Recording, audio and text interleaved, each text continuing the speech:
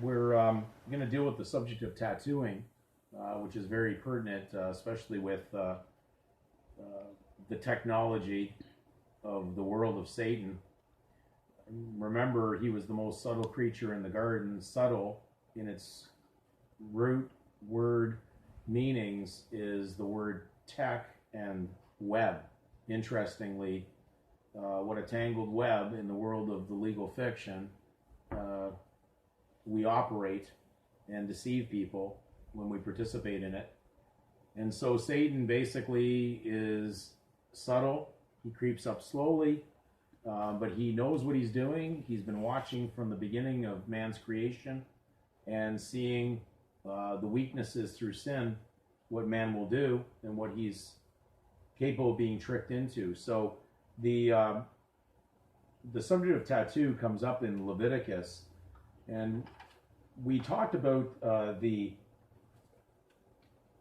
implantable quantum dot microneedle vaccination delivery system, what a mouthful that is, called luciferase. Boy, isn't that a great name for the technology that they most likely will use to implant an invisible tattoo that they scan for the purposes of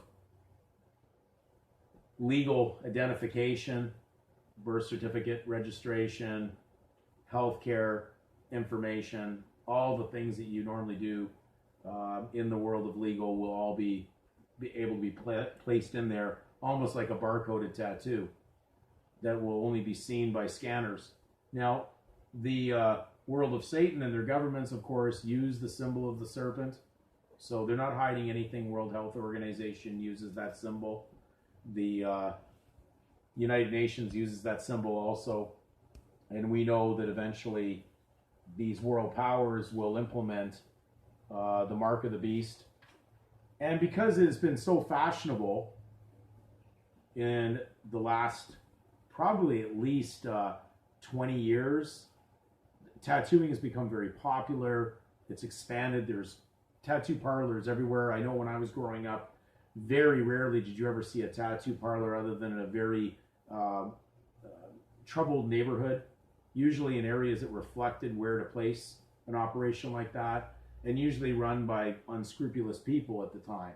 So the whole energy behind tattooing usually turned off most of the population, so the majority of people thought it was a bad thing to do. Scripturally, if we look at the history of it, now I'm going to read you out of the New American Standard. This is the Gideon Bible, again, I find that sometimes the different translations that I've had access to will give a clearer, at times more clear than what the King James may have. So you can still look at the King James and read this scripture, but we're going to deal with Leviticus 19 verse 28. And it says, "You shall not make any cuts in your body for the dead, nor make any tattoo marks on yourselves. I am the Lord." Now, you have to understand that the process of tattooing is not recent or modern. It's been going on a long time, and it was definitely practiced by pagan nations. Certainly, the Israelites were prohibited from that type of activity on their body, and it is not something justified because people feel it's artwork.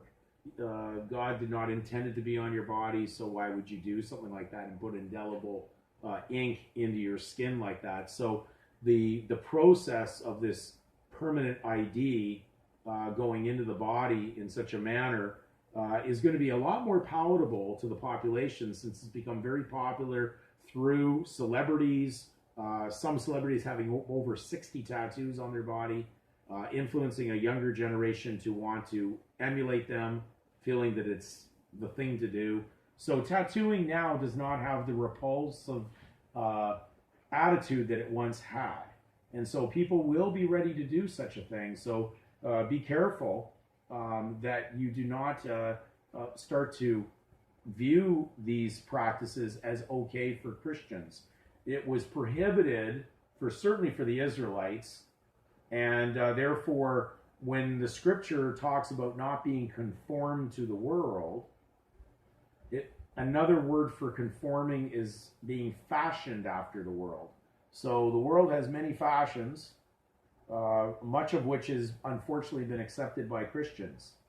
Things like wearing suits and ties, which are pagan, army origin, the tie being a Pythagoras symbol, that you're hung, that you're dead. And so the tattooing process reflected a worship of the dead, and we know that even the Canadian Law Dictionary has defined that the only legal person known to their law is the body corporate.